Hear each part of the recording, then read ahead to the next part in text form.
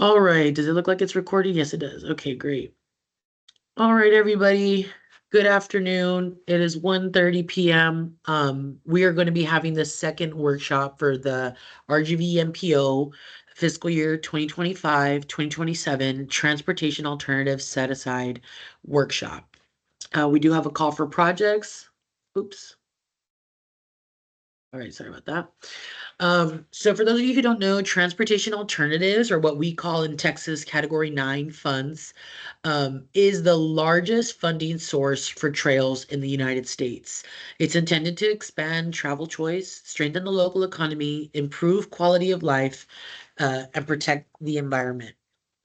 And I just wanted to say, if anyone has any questions during this workshop, please feel free to reach your hands, unmute yourself, or utilize the chat feature for any communication that you may have.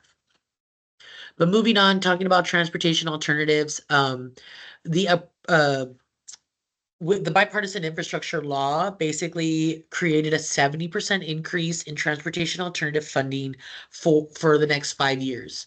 Up to 5% can be used on technical assistance. So I know our Texas Department of Transportation does utilize that, and for their statewide call for projects, you can request technical assistance. And additionally, for this call for projects, the MPO also provides technical assistance. But it's an opportunity to really focus on connectivity and equity. And what the BIL also mandated was that MPOs must provide adequate public involvement and transparency throughout the development of the competitive process. So a competitive process should allow all project sponsors, aka applicants, to understand the project selection, evaluation criteria, and how projects will be evaluated. And we'll be covering some of that today. Um, we did, the RGVMPO did host 3 TASA working group meetings. The dates are here. And we held those meetings to have our region provide the MPO with guidance and feedback for improvements to our competitive process, as you kind of see here. So hopefully this call for projects and its evaluation criteria is a reflection of the regional needs. But as a recap, for those of you who may not be aware, federal funding follows a process that starts with apportionment, I'm sorry, apportionment. And so the BIL, here, the bipartisan infrastructure law, is essentially what dictates how much funds are apportioned to the state.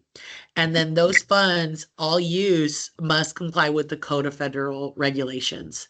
Once we have an apportionment at Texas, the Texas Department of Transportation creates a Unified Transportation Program, the UTP, and this tells us what the federal apportionment is allocating for MPOs for metro areas. And so this is always based on population. And there are only, I think, 23 MPOs in the state of Texas, and only a few of those are large enough to get transportation alternative funding. But any use of these funds now must comply with the Texas Administrative Code. And then, so once the state kind of tells the MPOs how much is allocated, then the MPOs, through this competitive process, will program the funds to projects based on our evaluation criteria, our project selection process. And so we'll get into obligation and reimbursement later. But essentially, this is kind of where we're at, where the funds are. And I'll be talking more about this as we go. As usual, most federal programs are reimbursement programs. And so you do need an authorization to proceed before you start spending the funds you're awarded. And so once you're authorized, you start spending that money, and then you'll submit requests for reimbursement. So all of these steps, again, are very critical to kind of utilize these funds efficiently. And we talk about them here too on from a federal perspective. The Rails to Trails Conservancy does an annual transportation alternatives report. It's called the Trade Report. And so they also host webinars. So that's where I took this screenshot from. But essentially what this has communicated is since 2016, how many funds have been apportioned, and then what the obligation has been per fiscal year. And then we did have some transfer ability, but the BIL has restricted the use of transfers. And so after the BIL was, passed, then you kind of saw this tail off of transfers. This trend is due to those BIL restrictions. So again, this is how federal policies play a role into the funding that we have available. But this again shows for 2021 how much was apportioned, how much was programmed, the actual obligation rate compared to those numbers, and then how much was reimbursed. Um, we do track if your project is selected through this call for projects, you should be aware that the RGVMPO tracks its funding groups. And so you can see here during the fiscal year 2019-2020 call for projects, some projects were selected. These were technically inherited projects because it was before the MPOs merged. But these projects should all be in their reimbursement phase. They should be collecting the federal funds, and that's really what our region wants to see. But fiscal year 21 and 22 projects are in the obligation phase. So they're working to get that authorization that we talked about for reimbursement. So you need to develop your project so far before it's officially obligated, and then you have that authorization to reimburse. And then for if your project does get selected, we program your projects into the TIP or the MTP. And that once your project is reflected in the TIP, then the Texas Department of Transportation will work with the local government or the project sponsor to develop an advanced funding agreement. And that is, essentially what you're striving for if your project is in the programming phase of its cycle. So just as a reflection again, 2019-2020, this is two MPOs, Hidalgo County MPO and Brownsville MPO. We have a total of 4 million, but we do track again if requests for reimbursements are being submitted. And then we do see some challenges, and we know that some projects do have to go and rebid if the bid proposals are not sufficient. But that's later in development. I just kind of wanted to show you how we monitor selected projects and how we report back to our Transportation and Policy Board. It's very clear, it's very transparent, and this hopefully benefits the public to ensure that we're utilizing transportation alternatives funding in an efficient way. And again, if you're interested in submitting an application for this call for projects, you should be aware up front that we do set milestones for development, and we expect all projects to have fully executed AFAs by October of 2026. We encourage most of our projects to be authorized and to obligate funds by fiscal year 2027. But we know that for sure funds will lapse, they will expire if that project has not obligated its funds by September 2029. So if you're considering submitting a project proposal, please keep in mind your project must be ready to let, that means 100% plans, all bid documents, final project certifications. Your project must be ready to let by the latest June of 2028. That's really what we expect for this group of projects that will be programmed with this call for projects. The other thing I wanted to communicate, like I said, not all MPOs get transportation alternative funding. We are lucky enough to get one in this region. However, there's also a statewide call for projects that will likely kick off in January for the next call for projects that the state is doing. And most municipalities, most areas in the RGV in the Rio Grande Valley are eligible for the statewide application process. So I wanted to be very clear. The minimum requirement essentially is just that you're submitting a different project. You should not be submitting the same project to each call. They should be different. But moving on, I think when it comes to TxDOT, we really require that projects that are submitted, that they're related to bicycle, pedestrian, or micromobility modes. They should be principally for transportation rather than recreation. And I like to share the example that obviously trail construction is an eligible activity, but we prefer a trail that gets you from, as an example, the library to the employment center, instead of a looped trail at like a city park, right? So if that trail at the park is providing, point A to point B type of transportation need, then it may be more eligible. But just FYI, we're principally looking for transportation rather than recreation. It should be a direct relationship to the surface transportation system. Maybe it connects transit, maybe it connects, academic centers, but it should benefit the general public, and it needs to be publicly accessible. So to really kick things off, we have about $9,288,425, federal dollars, I should be very clear, available to program. We'll talk more about competitive applications, but please keep in mind that a 20% match is required. I think the other piece to that is that, again, your 80% is coming from the federal funds. But we opened this call November 1st. We had our first workshop on November 1st. We have a deadline to request technical assistance by December 23rd. You can look at this form here. And then the actual project proposal is due by January 31st. So we give about 3 months to develop a project proposal and to communicate with us any assistance that you may need in your community. If you go to our website, rgvmpo.org, you can go to funding opportunities, and then the transportation alternative set aside program will show you the guide. This has a little bit more details.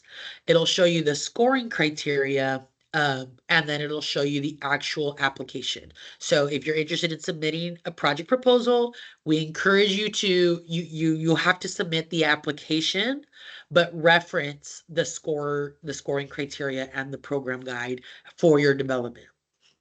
To recap again, about 3 months of an open call. Please request technical assistance by December 23rd. We can still meet in January, but we want to have the request early in advance so we can schedule you with time, especially over the holidays. Then once we close out the project application deadline on January 31st, February, the RGVMPO, along with our text.far district partners, will be reviewing those applications for eligibility and verification of information. Once we've kind of validated all project proposals and clarified any confusion or any questions we may have, we'll go ahead and send that over to our Bicycle and Pedestrian Advisory Committee, voting members only, but so that they can start the review of the project proposals. Then hopefully 1 month is enough time for them to do their homework, look at all the applications, and we'll host a special meeting in April to do the actual scoring and evaluation. And this meeting in April is important for you to know. If you're submitting a project, we will ask for a representative from your agency to come and give a presentation. And we'll give a sample of the presentation. We do a template for the presentation. So, but we do want to make sure that the project applicant is present at this evaluation meeting, at the special meeting, to answer any questions and to present the intention and the vision for the project. Once we evaluate, we'll have projects that are ranked and scored, and I'll show you an example of this too. And then we'll go ahead and send those recommendations to the RGVMPO Technical Advisory Committee and Transportation Policy Board. Hopefully, if all things go smoothly, we'll have a resolution in May, officially programming, and then we'll start, any process that we need for the transportation, the tip, basically. Okay, I don't see any questions in the chat. Thank you, Melanie, for dropping the links to the resources. But again, friendly reminder, if you have any questions or comments, please raise your hand or use the chat to ask your questions. We are monitoring it.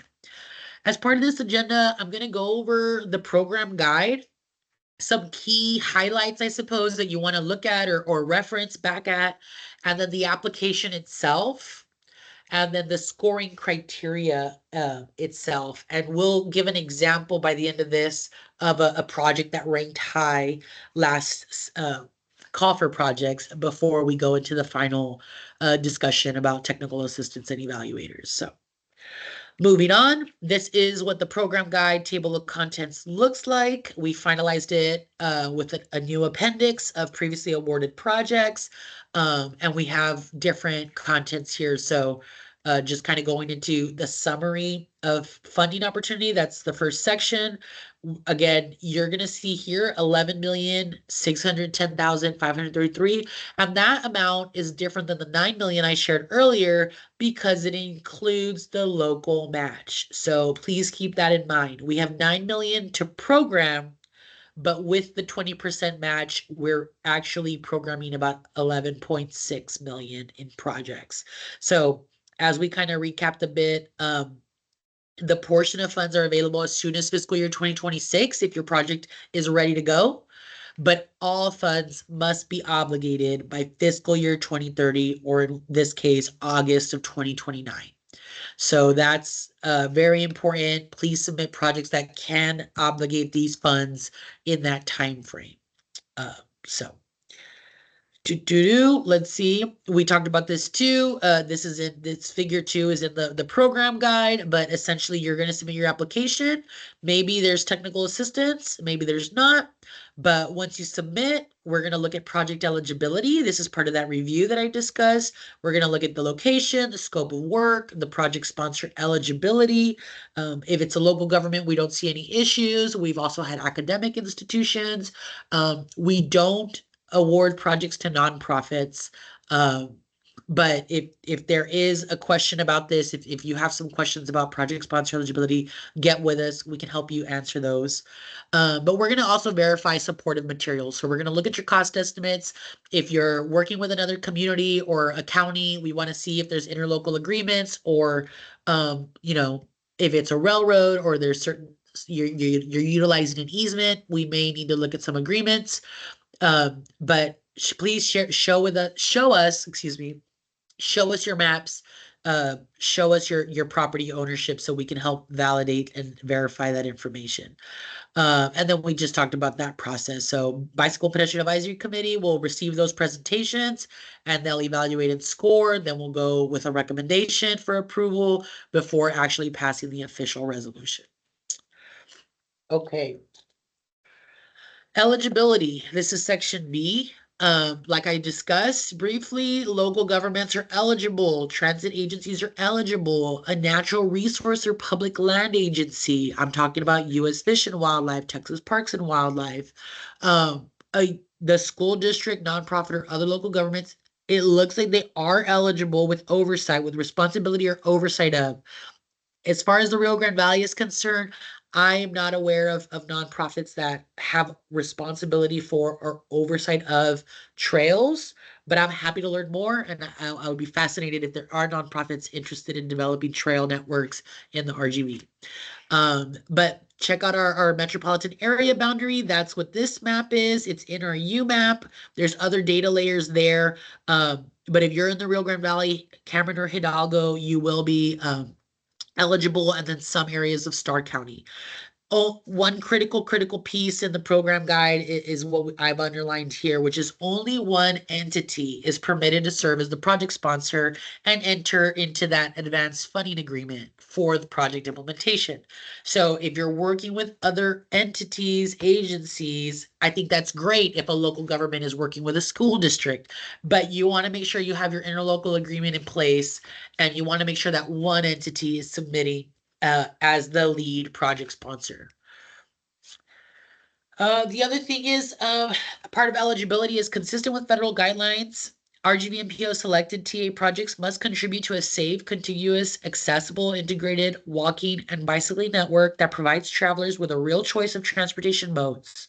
Okay, so there's different activities that are eligible, and there's two main categories. There's the planning projects and there's construction projects. When it comes to planning projects, we do want to utilize a minimum of 10% of our available funds for planning projects, but you're eligible to get reimbursed costs related to planning documents like feasibility studies, environmental assessments, surveying and schematics, detailed design plans, or ADA transition plans.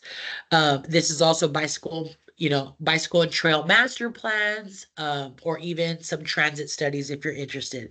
Just meet with us if you have any questions about what you'd like to propose as a project. When it comes to construction, typically we're seeing sidewalk improvements, bicycle infrastructure improvements. This could be bike lanes. This could be, on pavement markings. This could be signage. But trails or shared use paths are also eligible. Infrastructure related projects to improve safety. We really talk about ADA upgrades, high visibility crosswalk installations. And then I love personally curb extensions, bulb outs. I really like those when I see them in communities, and refuge islands, which what is a refuge island in case you're wondering?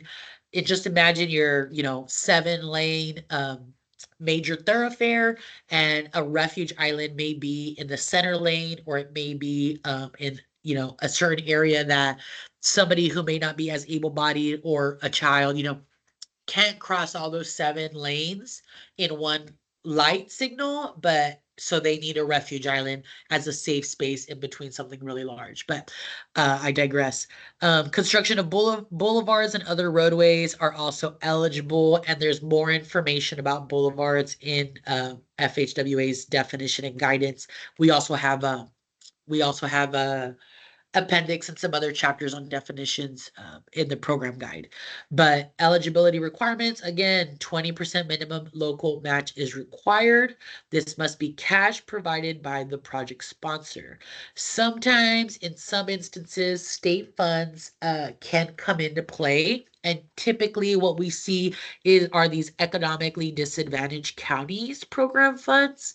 EDC funds do have their own eligibility guidelines. And so your project, if it's not adjacent to an on-system road, may not be eligible, but you're more likely to be eligible if your trail, high visibility crosswalk is on an on-system road. Then the state may be able to contribute to your local match for those improvements.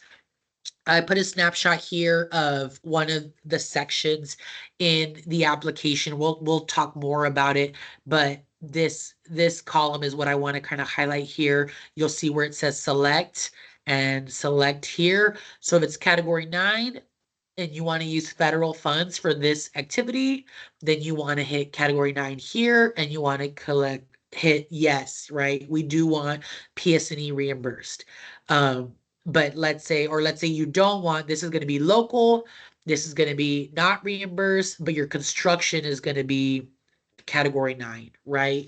So again, think about your federal 80% should be here, and your total with the local match should be here. And so I know that is definitely something that you want to look at. And Melanie did drop the economically disadvantaged programs guidelines in the chat in case you're interested in learning more about eligible activities or projects for that funding. But moving on to section C, excuse me, I'm getting congested. Project evaluation and selection criteria. We, being the RGVMPO, developed this call for projects with the key principles and supporting goals from the active transportation plan. The key principles are connectivity, community health, and accessibility.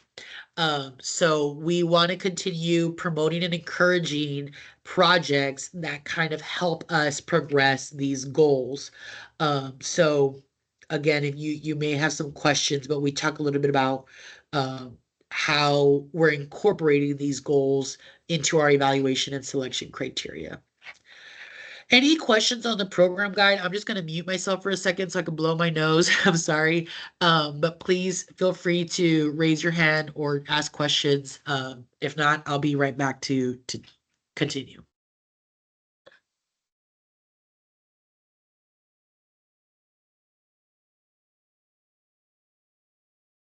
All right. Sorry about that. Not seeing any hands raised or any questions. I'll go ahead and continue with the next part of our agenda, which is the application itself. And Melanie just dropped that link in the chat, but it has 3 parts, part A, part B, and part C. So I'm not going to dive into it here, but I really want to make that really clear. your evaluation, the project, the scoring is going to occur based on what is submitted in Part A. Okay. Part B is really, and Part C too, the project information form and the SPA form are both part of the AFA development. So the advanced funding agreement that you need to execute within the year of being programmed is developed and drafted based off your PIF, your project information form, and your SPA.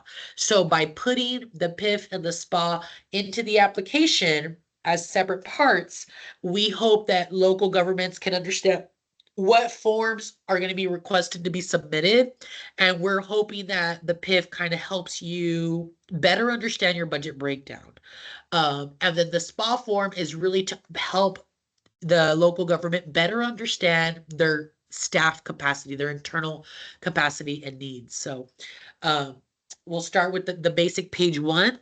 You're going to have your project sponsor name. So let's just say City of Brownsville. I used to work for City of Brownsville, so that's easy for me. City of Brownsville, the date that you're submitting that. Let's say I'm not submitting it January 31st. I'm submitting it January 15th. Okay, the point of contact, because I'm going to be the main point of contact. I'll put Eva Garcia. This is my planning number. I mean, this is my title. Here's my phone number. Here's my email address. I'm requesting a total of, the TA funding request should be your 80%. So let's say 800,000. My local match is 200,000. My total project cost is probably going to be $1 million, right? So my project name is, Eva's Trail, or Eva's Planning and Design, right? Because I want to develop that trail. But the project description, please try to keep it within this box. If you need more space, we encourage you to send an attachment, but in this little box, it should be short and sweet.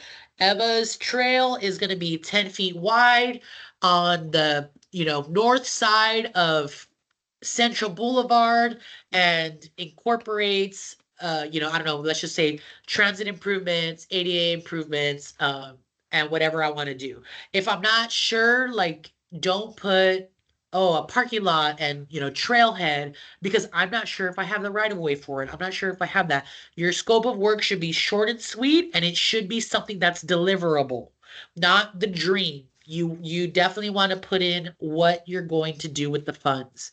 And so anyway, I just want to make that real clear.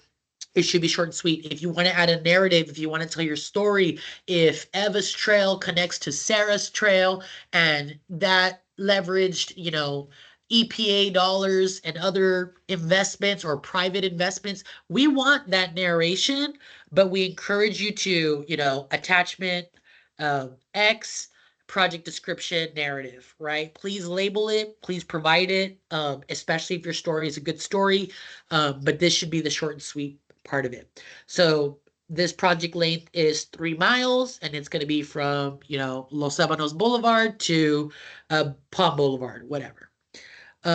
You're going to select, if you're a local government or if you're an academic institution, you're going to select what category you fall under. And then, like I said, this is going to be a sidewalk.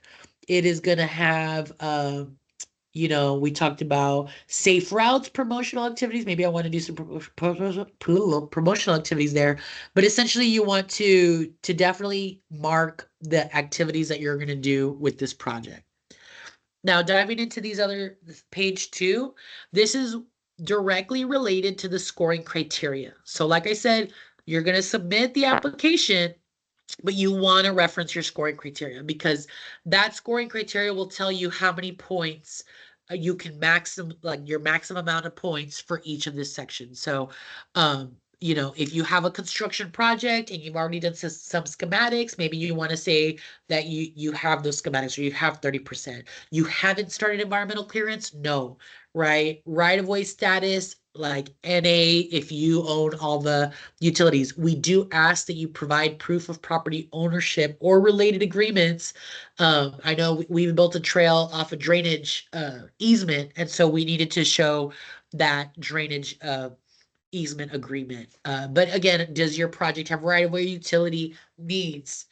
I think one thing that I wanted to show here was that we did, as part of an improvement to our call, planning projects do not need to select any of these project readiness. The points are ineligible for planning projects. And so for each of these, if you're submitting the design, you want to get your design funded, then you would just put planning project.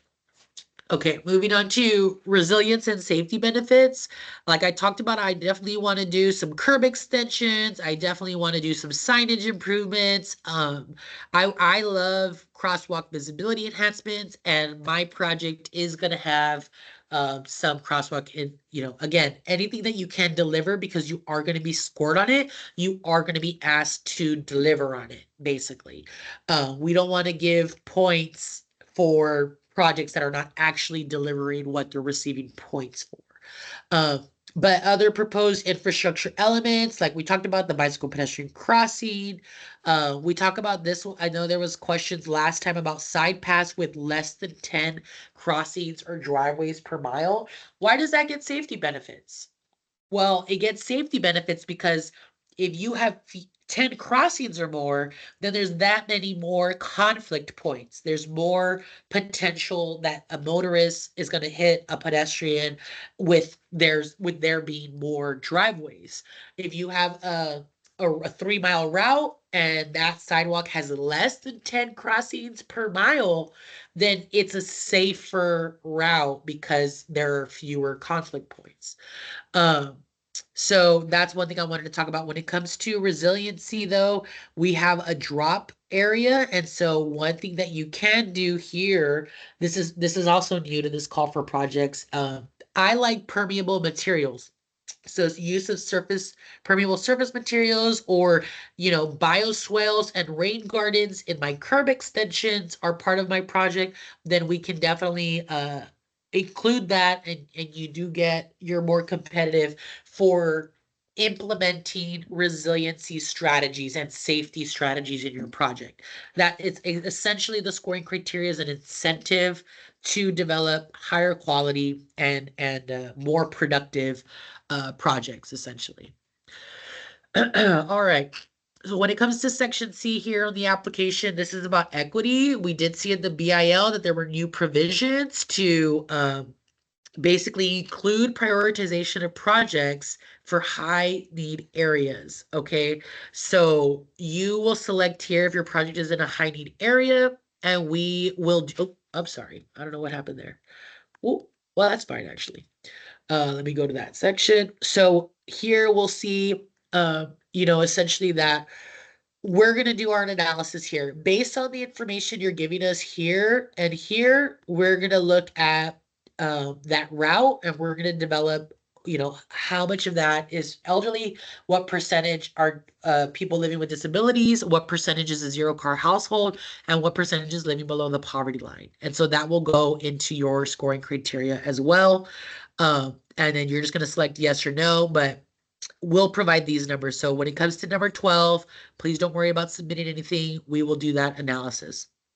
And then when it comes to D, you basically want to make sure that you have plan consistency, that it's following either the state plan, there's a county plan, or maybe the MPO's plan. Maybe your city has a plan. Maybe it's part of the Gata Trails vision, but essentially let us know and feel free to provide that documentation in some exhibits or attachments.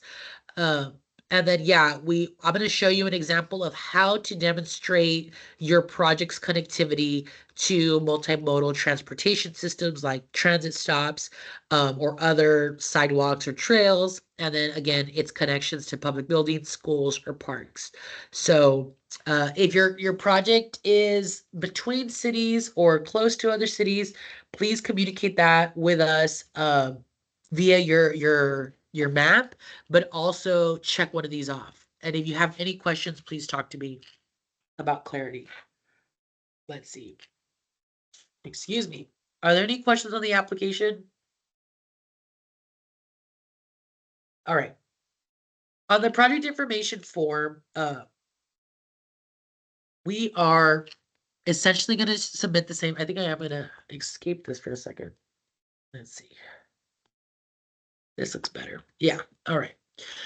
So when it comes to the project application, part B, the project information form, put in your project's limits, and that should be the same as the ones that you have here. And Melanie, if you don't mind putting in the chat, correct me if I'm wrong. It should be from west to east, right? Your limits. Um, we'll have someone from the MPO chime in. We just talked about this with TxDOT. When we program projects, we want to make sure this is from the west to the east, but we'll figure that out. So they should be the same, your project limits, the county that they're in, your estimated total amount, and then your potential let date. So again, this has to be sometime like at the latest fiscal year 2029 because funds lapse in 2030. That scope of work should be similar to up here in the front, short and sweet, should fit here, 10-foot side path on the north side of this road, whatever. Um, this is going to be your DUN number, your project sponsor, your address. This should be pretty simple, but we do want to know if there's any interlocal agreements, if they've been executed or not.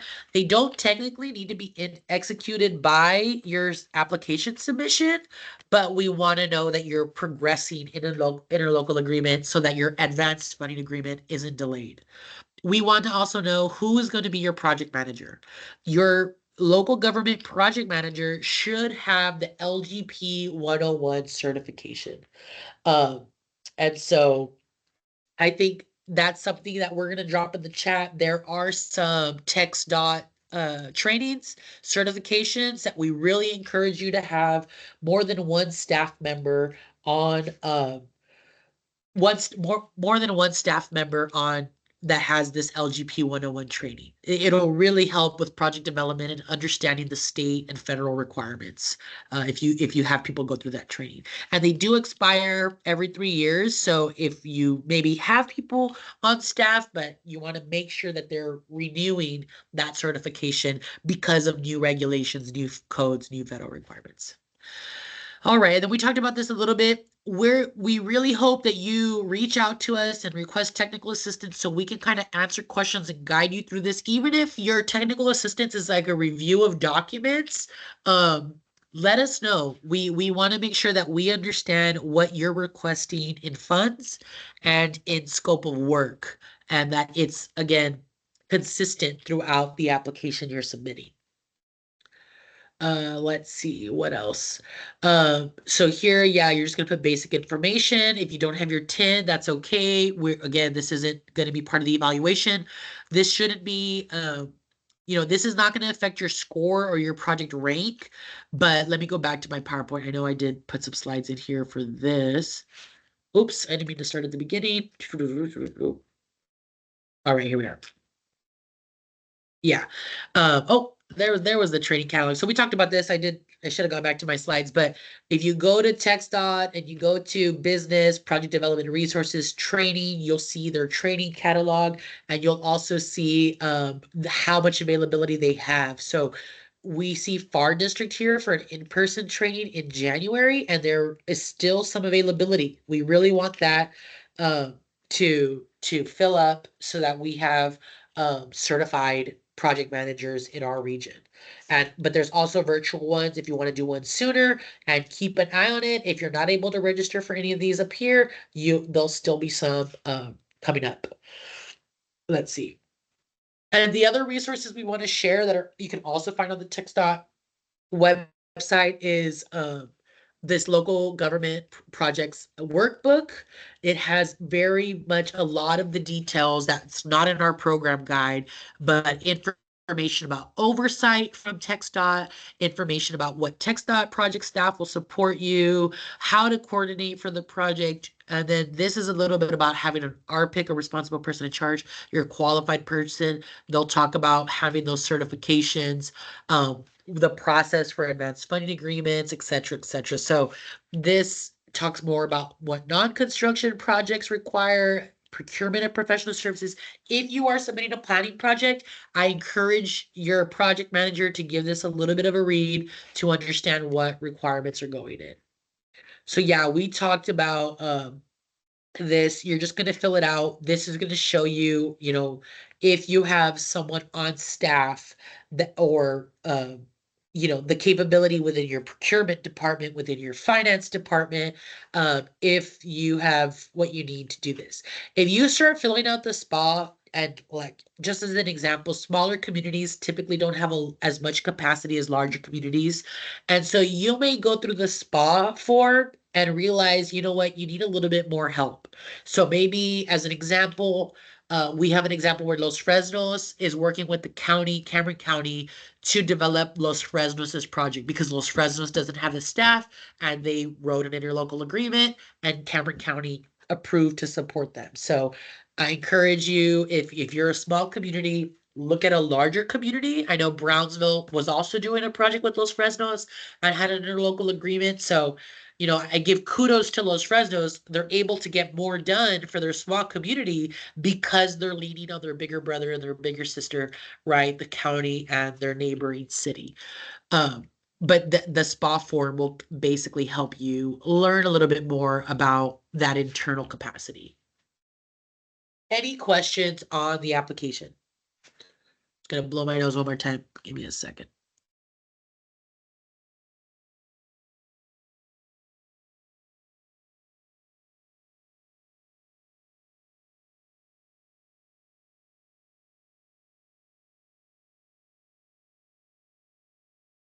Okay, sorry about that, guys. I have allergies and I'm in a room with carpet, and that's tough. Okay, so project scoring criteria. We have 4 categories for our scoring. We score based off project readiness, resilience, and safety benefits. Again, incentivizing resilience strategies, incentivizing safety. We have criteria on equity and on connectivity, because this is really what we want to help develop in our region. This is what we determine as quality infrastructure. So your scoring criteria form that's on the website, you're going to see this. We made sure that not only did we give you a category for the evaluation criteria, but we provided some descriptions and some factors that apply. We provided an evaluation method. So we know that we're going to look at your PS&E, we're going to look at your environmental, we're going to look at your right of way, and we're going to analyze your responses. Okay. So when you look at these evaluation details, is your project going to be scored based on your response, or will there be some other analysis? So typically when the RGVMPO does the analysis, it's because we have the data for that analysis and we want to make sure that the methodology for the analysis is consistent among all projects. So we take care of that. But of course, your project's proposed safety countermeasures, your project's proposed infrastructure elements will all be based off the project sponsor. So the MPO has no say in what is being proposed or how it potentially connects the community.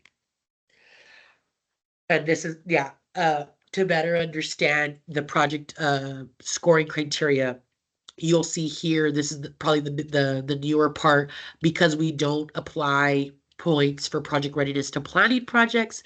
You'll see that a maximum number of construction is 40 points. So 40% of your project score will be based off your project's readiness.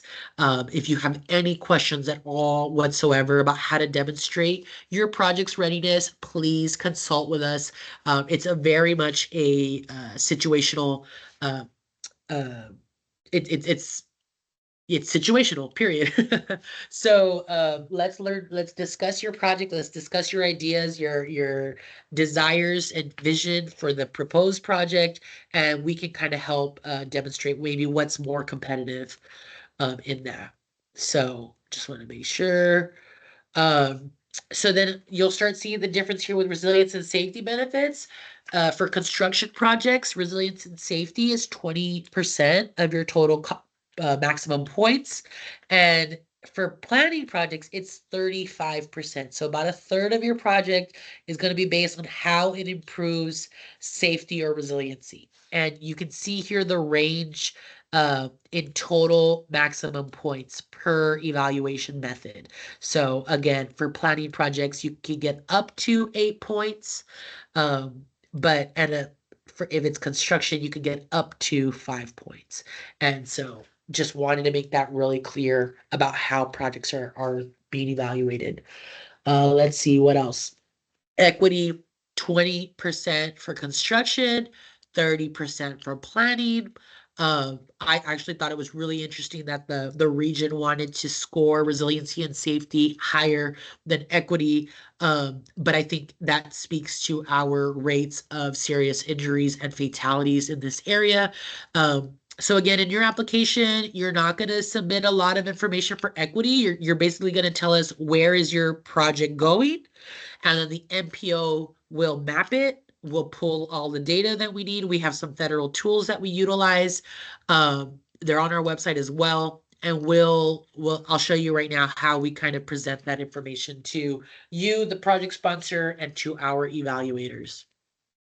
And the last section is connectivity. So for construction, you can get up to 20 points for connectivity, whereas for planning, you can get up to 35 points for connectivity. So again, we really want to support multimodal connections, connections to transit stops, connections to other sidewalks, bike lanes, trails. So I'm going to show you right now what a successful project looks like there. But you'll see here, that's exactly what we just said. For construction, you get 40, 20, 20, 20, and that equals 100. And for planning, 35% resiliency and safety, 30% equity, 35% connectivity.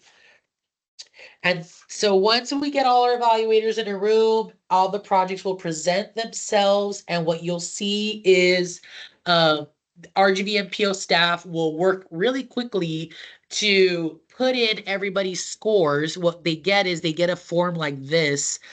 So our evaluators will know what organization they're from, will know who actually submitted this. They do have to initial when they're done with their scores, but we'll take page by page of this for each project, and we will put in the scores that they put in. They will write these in.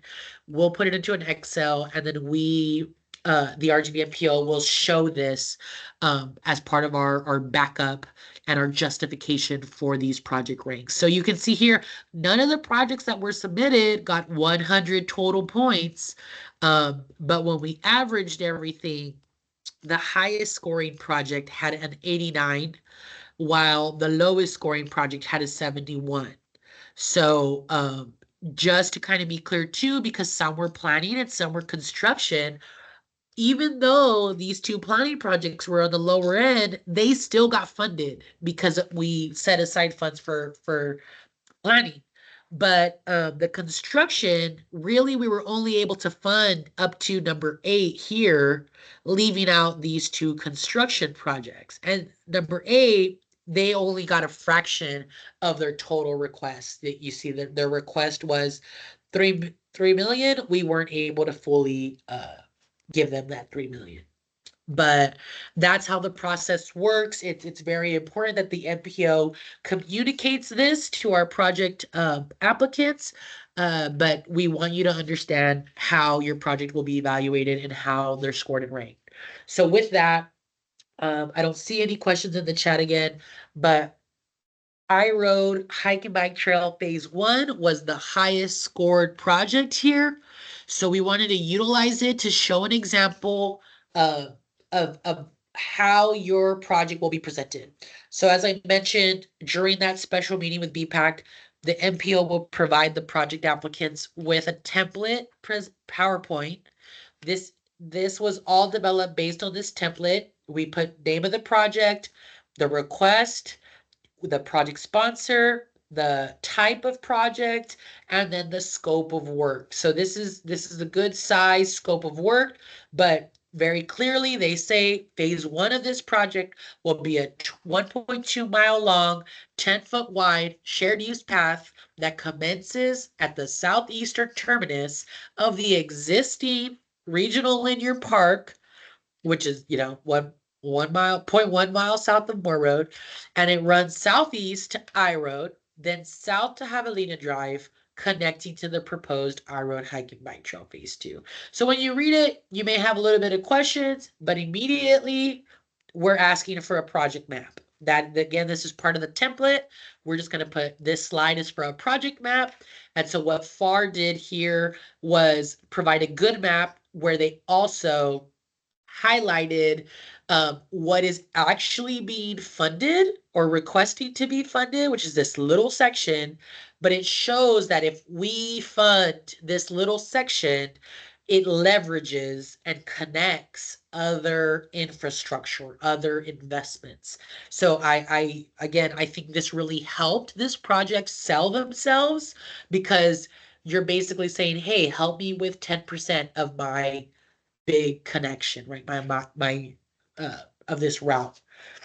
So the next section, and we do keep this in our template, is the maximum number of points you can get. Obviously, that changes with this cycle. This was from the last one, but they were able to show that they had. They gave us an exhibit of some design plans. They showed that they did have a contract for engineering services and that their construction plans are complete, right? So I think that helped them when they came to environmental documentation. Only phase two, which was not what was being funded, right? Phase one is the request. Only phase two had been environmentally cleared. So every evaluator could give them a maximum of 5 points, but maybe some people were very generous. Oh, they get 5 points for having phase two cleared, but maybe other people were a little bit more critical and they said, I'm only going to give them 1 point because this is not even applies to phase one. But this is how the scoring and the evaluators may impact your total project score. Now, you may notice something different with this slide, which is we have this yellow box uh, right around the top there. This yellow box signifies that the MPO will be doing the analysis. So again, we have this as part of the template, but for the evaluator's sake, the MPO will fill this out, and we were able to find documentation and verify that 100% of this project was within the public right-of-way, and so there weren't any right-of-way issues, and so this signaled more project readiness. Additionally, it didn't have any railroad or utility coordinations. Again, MPO analysis, we didn't see any conflicts that we could tell this early in the game. Again, more of the MPO analysis. These are based on safety. We did a crash count analysis. You can see in 2019, there was a total of 27 crashes for this small segment. And you can see here, our analysis, the MPO analysis, is only based on the request. We did not put in the total project that they showed where they were leveraging other funding sources. We just focused on what this funding was going to build and deliver. And that is where we got these statistics. So they had up to 5 points if they felt like this project would significantly improve safety. But the city of FAR on their own were able to demonstrate that they have a separated facility for sidewalks. They're having their shared use path here, and they were even able to demonstrate that there would be lighting in this cross section. So these are different areas along that route, but it's an off-street shared use path with less than 10 crossings or driveways per mile. That is where they were looking for further safety benefits. And we encourage you to kind of clearly demonstrate these type of features for your own project's sake. I think these, again, FAR did a good job in showing very clearly that crossings were definitely going to be incorporated as part of this. That the lighting, the signage, you don't see that clearly here. But if I went back to that slide, I was like, oh yeah, there's definitely lighting, right? So those are some things to think of when you're submitting a project proposal. Maybe your project doesn't have design plans, but if you could do renderings, if you could do pictures of like what currently exists and draw over it, there's definitely some other innovative ways that you could demonstrate what you want to deliver with your project. Okay, moving on to equity. This is just a sample. I know part of our working groups, we got a lot of questions about previously successful projects. So successfully, this, again, looking only at the segment that would be funded, we were able to determine that 16% of this population is a senior population, elderly, right? We use the same tool to determine 70% of the people are living with disabilities among this buffer. That 8% were zero car household. And I just learned a fun fact today. I'm in this designing for pedestrian safety training, and I found out that apparently, according to the US Census, at least 30% of the US population are zero car households. So individuals living without cars or for whatever reason, whether they can afford it or whether their abilities limit them from driving, but there's about 30% of the US of zero car households. So this project, again, the MPO does the analysis, and we using your route information, will do this, and it'll be consistent for all projects. 26% were living below the poverty line, which I thought a fourth is pretty high. But yes, you're gonna put this project does fall within a historically disadvantaged tract, and we're able to verify that using this screening tool for equity analysis.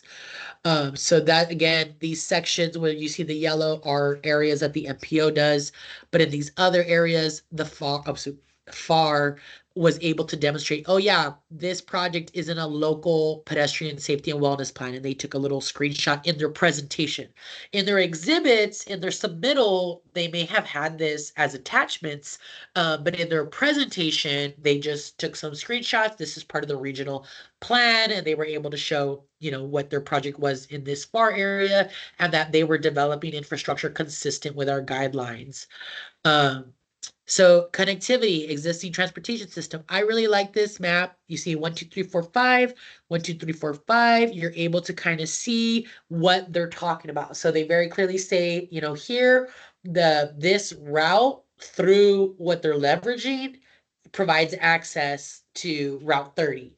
This route provides connectivity to here because of, again, what they leverage. And so I really encourage you, you don't have to take the star example, but to kind of very clearly demonstrate how your proposed project connects to bicycle, pedestrian, or transit stops is going to help you communicate to the evaluators how important it is that your project get funded, right? And so you can see here they took a different approach. They just put a bunch of squares. They didn't number it, but they said all of these public buildings, schools, and parks are within a 1 mile radius. So I don't know which of these is which of these. I'm not familiar with the area, but you are going to have evaluators that are familiar with the area, and so they're definitely going to make sure, oh yeah, this would provide that connection. And so somebody might be really harsh and be like, well, this is a little bit far from the route, or whatever, but that is an evaluator by evaluator basis, and they have that kind of freedom for scoring. But these are the direct connections, is the elementary school, Santa Ana, and then the linear precinct 2 regional linear park. So then this is that multi-jurisdictional connection they're able to show, through this segment. They're reaching the city of FAR ETJ, they're connecting directly with the city of San Juan, and then they are the city of FAR. So there are some multi-jurisdictional connections. I think they kind of take this into the county area, or the ETJ, as they say.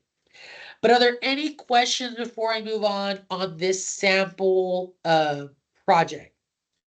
Eva, can we use existing trail bond costs as our funding share if we submit a trail expansion project? Um, I think that is eligible for your match. I want to verify, but my assumption is that existing trail bond costs are considered local match, as long as you're able to I guess, send that check for direct state costs and for any other costs. But let's talk more about that. I want to say yes initially, and if I do some research and I learn anything more, I'll be sure to reach out. Any other questions on sort of, again, how to communicate or how to submit a competitive a competitive project for this process? I think that was a good question, and I'll definitely come back with some confirmation. Um, but going over the timeline of activities, I think we're doing good on time. We started about an hour ago. So timeline of activities.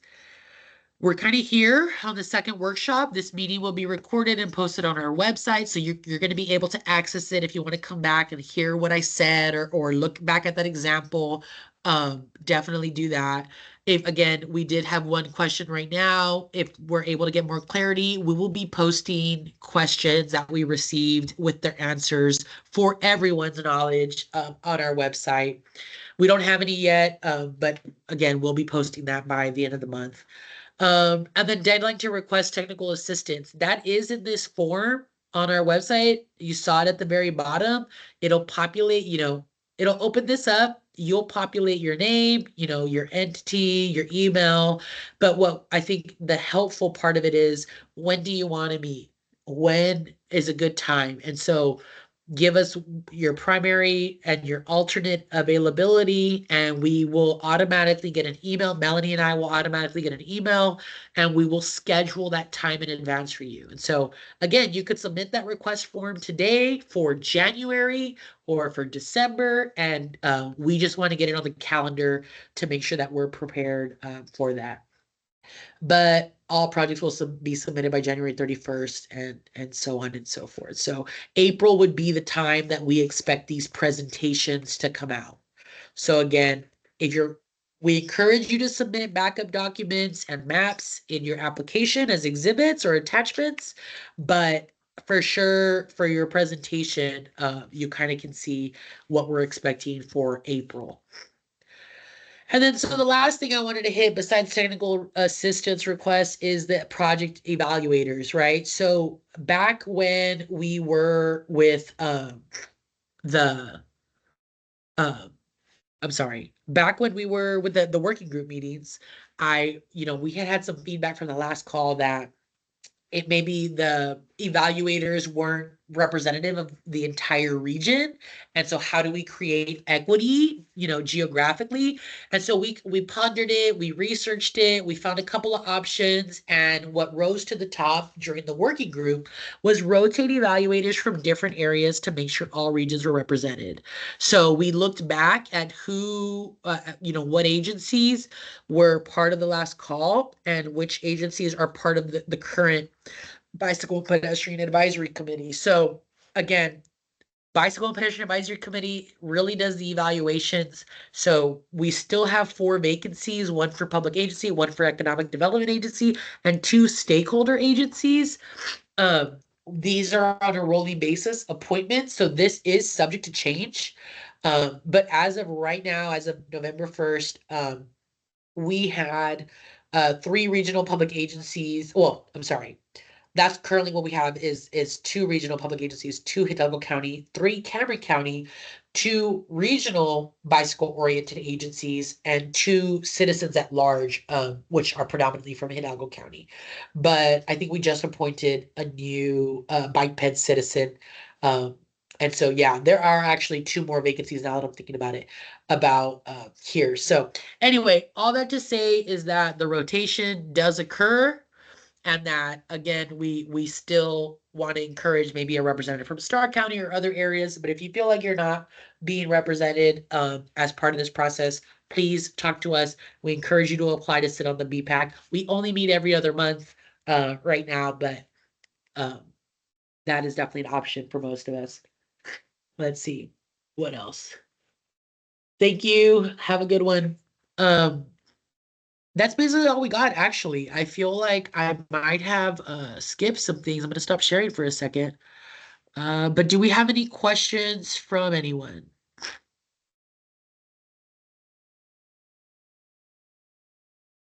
Let me go back to sharing my screen. I just want to make sure I'm popping up what I think I just realized I think I opened. Hmm.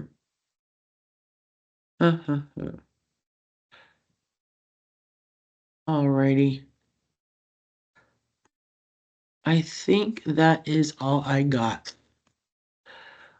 All right. Well, sorry guys, I'm going to go ahead and stop the recording. Please let me know if you have any other questions. I hope this was informative for you as you submit your application. I hope it was very clear about how, we can go ahead and work on this and develop projects that are going to be meaningful for the region. Again, please contact us. Please submit a technical assistance request form, and we will be happy to answer any questions.